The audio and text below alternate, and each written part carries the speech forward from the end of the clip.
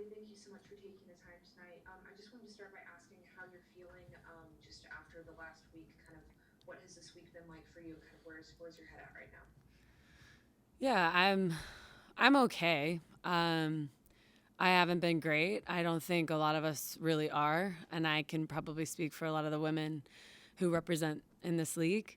It's been a really tough time, and I think that usually we use football for a time to play with fun, freedom, and to kind of get away from things that might be going on in our lives. And it's really difficult for me to just compartmentalize this and pretend like everything's fine and we can just sweep it under the rug like the league has done and move on and just play the game that we love. So it's been really hard, and it's hard to see a lot of women suffering, and it's hard to continue to play knowing that many women or some women that we might not even know are still being abused in the environments that they're in. And so for me, it's really difficult to just compartmentalize all of that and focus on the task at hand.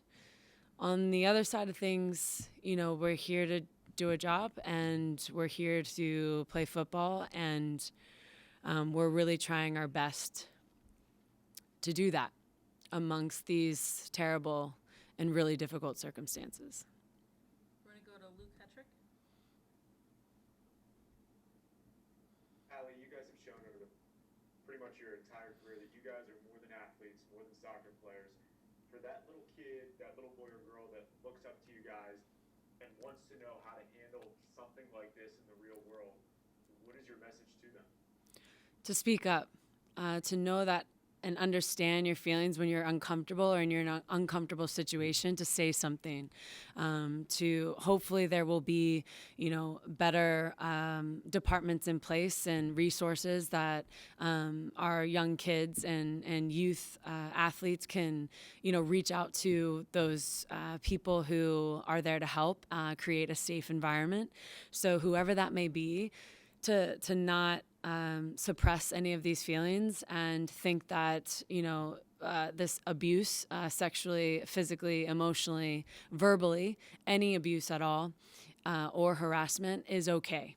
And to not just accept it, to actually say something and to not be quiet and use your voice, because your feelings are valid, and that's really it. Your feelings are always valid. We're going to go to Jackie Gutierrez. Thanks. Hey, Ali, Jackie here with My Hi. Kickballs. You just taking the time tonight. Again, just kind of thinking about stepping on the field tonight in front of a home crowd and just trying to find that balance of recognizing the heaviness from this past week, but then also trying to be in the zone and play football. Like, how did you just kind of mentally prepare for that tonight? Thanks. Yeah, thanks for the question. It's really difficult, obviously, like I said before, to compartmentalize something of this magnitude, and we're out there still representing a league that has shown that they don't obviously protect us, and that's really difficult to do. But at the end of the day, we're playing for the victims, we're playing for the survivors, and we're fighting for change, and we're fighting for them. And I know that deep down, even though it's really difficult for us to do that, we are all coming together as powerful women in this league, and standing our ground and voicing, that this isn't okay. And we're creating change through that. So in order to do that, we wanted to continue to stick together and to play and to finish the season and the task at hand, as difficult that might be. We're all staying together and showing how stronger we are in numbers. We'll go back to Julia. Yeah. Oh, back to Julia. Allie, your former club, Washington Spirit, has been one of the clubs that's been, kind of in the middle of this reckoning, not just in the last week, but over the last few months. What has that been like for you to see just from afar, and what do you hope to see in terms of, immediate steps for that club, especially it being, your hometown club and a place that you spent so many years? Yeah, good question. It's sad to me.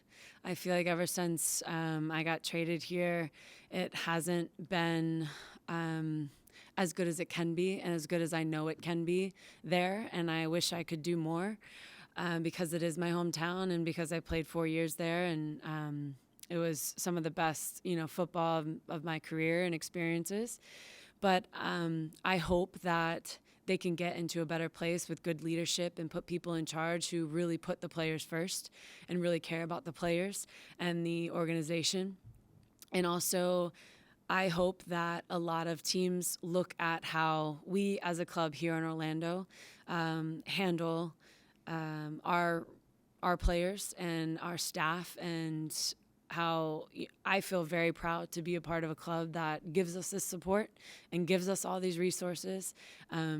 And day by day, we're getting better, and we're fighting for more, and they're listening, and they're willing to do whatever it takes to make us happy and to make us, allow us to do our job really well and not have to stress or worry about anything off the field, that everything will be taken care of and that we only have one job to do. So I really hope that other clubs will use a similar model, because I'm proud to be in a club that treats us the way they do.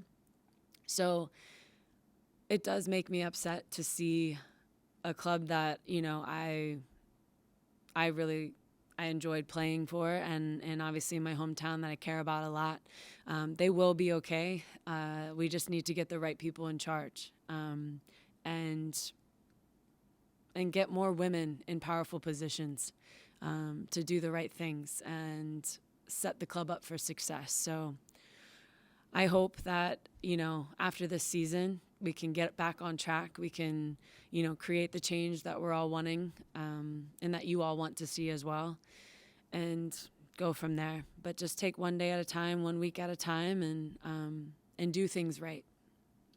A couple more, we'll go back to Luke. Allie, how do you describe what it was like to experience the 6th minute with both teams in midfield? It was powerful. I feel like, at the end of the day, it comes down to just being human and standing up for each other and fighting for what's right and fighting for what we deserve and fighting for, feeling safe and creating an environment where we can all be successful and not have to worry about being harassed. I feel like this is something that has been in our soccer culture for many, many years, and we've been suppressing all of this and maybe just used to it. It's so disgusting for me to say that, but that's how it feels for a lot of us, that we just kind of say, okay, not really question the people in power. And now I feel like in that moment, we're all coming together because we've had enough, and we deserve so much better than this. And the younger players coming into this league, in the future, deserve to feel safe and to feel protected and to feel happy playing the sport that they love. And then ultimately they perform better for the fans, for the media, for themselves, for their families and friends. So I think that moment represented that power that we can have as a group to create that change that we all want and that we deserve and that we want to see in this league. Because without that change, there won't be a league. So we need to stick together as a collective group, not just individual teams. And that proved that tonight, that we were willing to do that and fight together. Back to Jackie for the final question. Thanks, Jackie. Yeah, just thinking about it, it's not every day where you see your goalkeeper on the other side of the pitch. So, what were some of your thoughts or emotions when you saw Ashton just kind of press through in those final moments of the match? Well, I was upset she didn't score because she had the chance. No, we were laughing about it in the locker room a little bit. But it's, a moment in the game where you have to put all your players forward. And, she got that assist early on in the year, so no one doubted that she might have had a, shot on goal or a shot on frame and put the ball in the back of the net. So that's just the team that we are. We have to get everyone involved, and at the end of the day, when you need the points, you have to put everyone into the box at the final minutes of the game and manage it properly, and that's what we tried to do. And unfortunately, Tony's shot hit the post, and we created those chances off of everyone being involved in that play. So it's always important at the end of the game to just throw everybody in there, and that's what you have to do sometimes in order to do your best to get the points, get a shot on frame and target, and hope for the best.